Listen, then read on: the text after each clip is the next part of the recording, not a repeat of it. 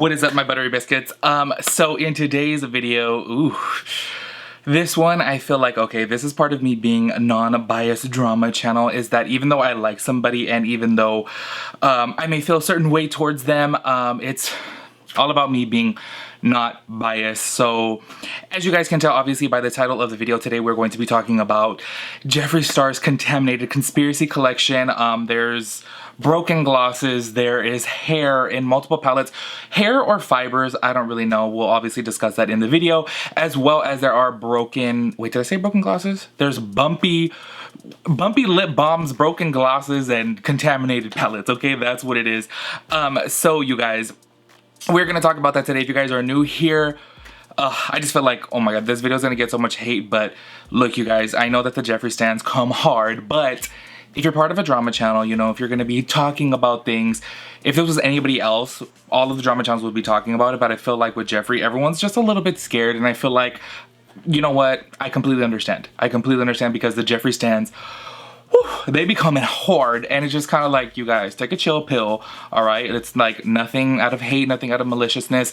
It's just conversation. It's just what's going on. So we're going to talk about that today. So if you guys are new here, make sure you guys subscribe, make sure you guys turn on your post notifications, and let's go ahead and jump into the drama. All right, you guys, so starting this off, we're gonna go ahead and talk about the Broken Glossin' Gloss. Okay, so this gloss, actually, the top would pop off. I'll show you guys some pictures up here on the side.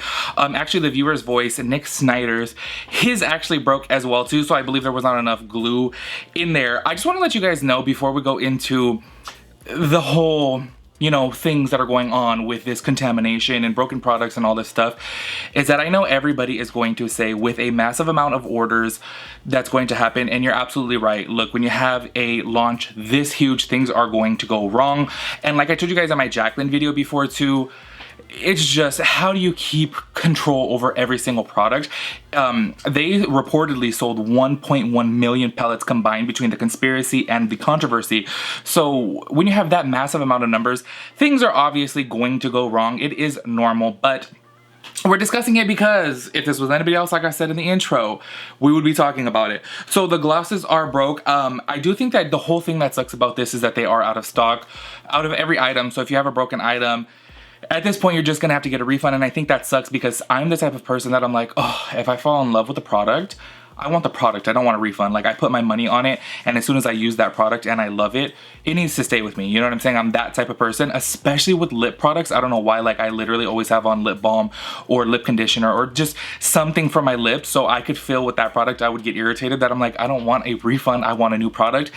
And the balm, so the balm actually I wanted to get because I love lip balms and stuff like that. I'm always wearing chapstick, always wearing, recently I've been wearing, I don't have it with me, but it's like, I don't know, this like vegan gloss balm. I don't know what it's called, but it feels like Vaseline, but it's like mentholy. I don't know, I love it. That's what I've recently been wearing. Don't even know why I'm telling you that, because y'all don't care. But I wanted to buy the balm, but I was just like $18 for a balm. The packaging is cute and all, but I'm real cool. So anyways, there have been several people, and actually this one girl, I felt so bad for her, that had several bumps inside their balms. I don't think that they know exactly what the bumps are, but this poor girl, she literally was crying or about to cry in her video. By the way, you guys, a lot of this information came from Ashlye Kyle here on YouTube, so I'll go ahead and leave the links to her videos down below on the Jeffree Star and Shane Dawson contamination, I guess we'll call it. I don't know. But a lot of the information came from her. So inside of her video, she did have this YouTuber who, you know, was doing a review. She was excited for her product, and you could tell that she was like really scared and really nervous. And this is the bad thing about being a YouTuber, you guys. And I faced it myself, especially like, let's say for example, with the Jeffree Star Morphe collaboration palette, the greens were absolutely terrible on me. And everyone saw that on camera, but then you have this group of Jeffree stans that just come hard, and they're so cutthroat, and I just don't understand how people are so hateful when clearly a product's not working.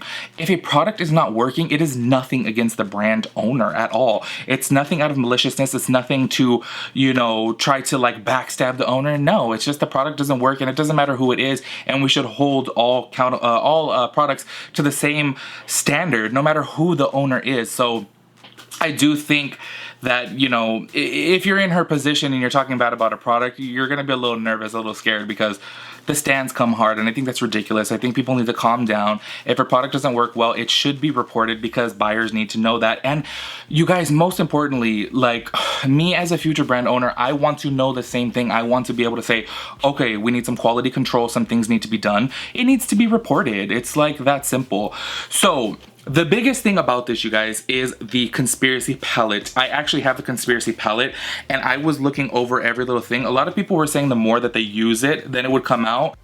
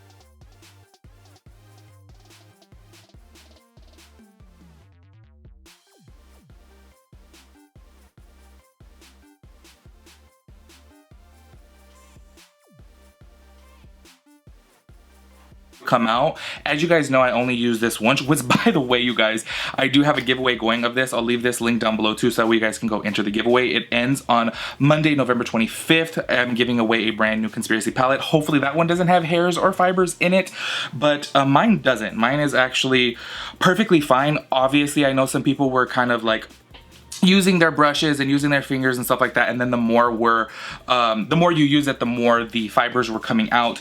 In Ashlye Kyle's video as well, she did show on the assembly line they are using brushes, so those brush hairs or fibers may be inside the product as well too. Look, I do think when you're going through this big of a number, things are going to happen. I mean, hey, it's a couple hairs, but people online, you guys, were saying that, oh no, it's glue, it's glue.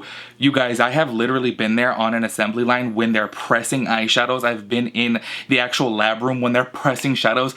Glue does not go into the pan. The shadow is pressed into the pan, and glue goes on the bottom of the pan to stick into the palette, okay? And obviously they don't put an overflow of glue, because then it would go on top of the shadow. So everyone who was saying that this is glue inside the eyeshadow, no, it is not glue. My thing that I would say is they're taking brushes, actually. In Ashlye Kyle's video, go ahead and check it out. I'll leave a link down below.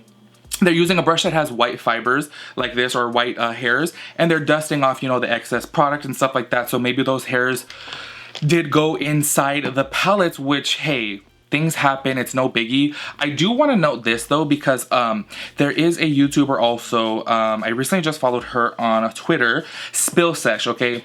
Her, as well as many other people, I'm sure you guys have all seen it by now. The conspiracy palettes, I even said it in my palette review, a lot of people have reported that theirs is broken. The Sleep Paralysis shade is the one that is broken. She had hers broken, and Beauty Bay handled the whole situation so bad, and they said that they would refund her 40% on the palette. And I'm sitting here thinking like, Who wants a 40% refund? Like, are you kidding me? Either give 100% or get a whole brand new palette.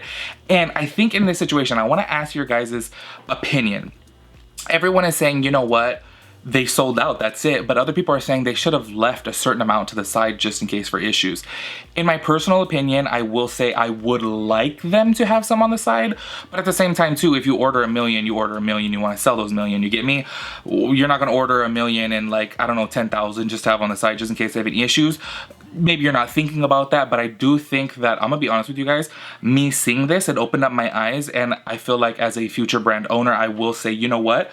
Just in case anything goes wrong, I need to order some on the side so that way I can do replacements or, you know, things like that. I do think that that's a good thing to know, but I feel like everybody was coming hard to this one girl who was like, I feel like you guys should have some set on the side just in case of any damages. Everyone's like, how entitled are you to think that they're gonna have some sitting around? Don't you understand that people would be so upset if they had extras sitting around? And I'm sitting there like, you guys, that's a very valid point. It really is. Like, think about it. Like, if you order a million palettes, it is, you know, I would say it's kind of like common courtesy, you know, to have a little bit, you know, just to be set on the side, just to make sure everything goes okay, because people have waited so long for this palette. And literally waiting 2 weeks, I know I was excited to see it because I wanted to review it so bad for you guys, that if it would have been broken, I would have been so sad. I would have been like, oh my God, I don't want a refund. I want the palette. I got it to review it, to play with it, to test it, to create looks with it. I don't want a refund. I already spent the money. You get me? So like, people just come too hard. I just don't understand it. The whole thing though, I think was handled really well by Jeffree actually, because he tweeted back to Spill Session, said, I'm so sorry how the situation was handled.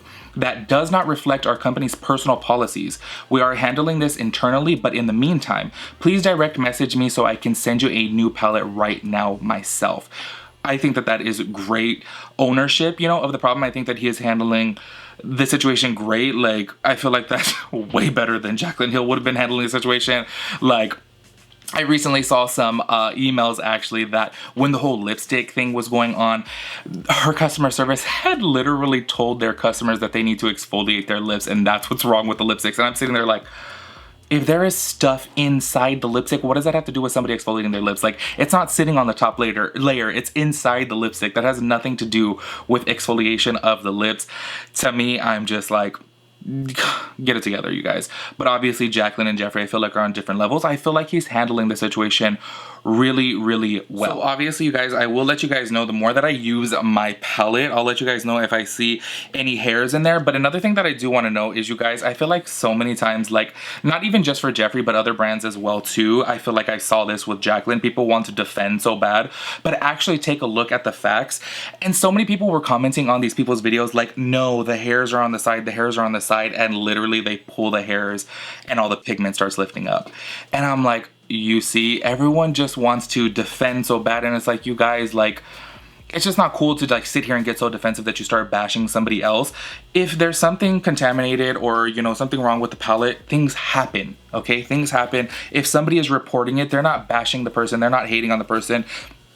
I do think that we are living in a day and age where people obviously want clout, they want views, so obviously that may be a motive inside them posting it, but at the same time too, you gotta think that these types of things can be a real sensitivity towards somebody, because what if somebody is allergic to this foreign object in the palette, or it causes some type of irritation and something happens? People have to know about these things.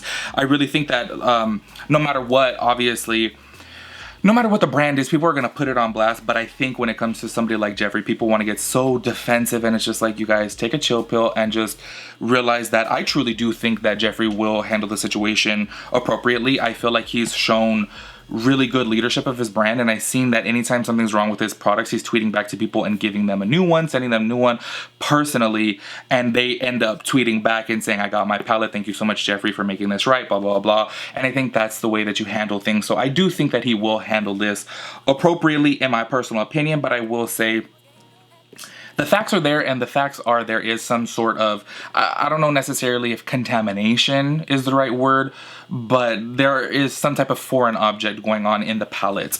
And inside the lip balms, I would say too, however, nothing like the palettes, because the palettes literally are just full of hair and you literally see it pull out the pigment while people are you know, doing the videos and stuff like that, which obviously you guys saw in this video by now. So anyways, you guys, let me know your guys' thoughts and opinions on this. Do you think that he should have had some set to the side? I do think that it would have been really, really nice, but you have to think, is everyone going to think about that? You know, I don't know, because me personally, I probably wouldn't have thought about that at first, but now that this happened to him, I'll know for me, you know, to obviously plan better. Anyways, you guys, that completes it for today, and I'll catch you guys in my next video. Peace out, Girl Scout.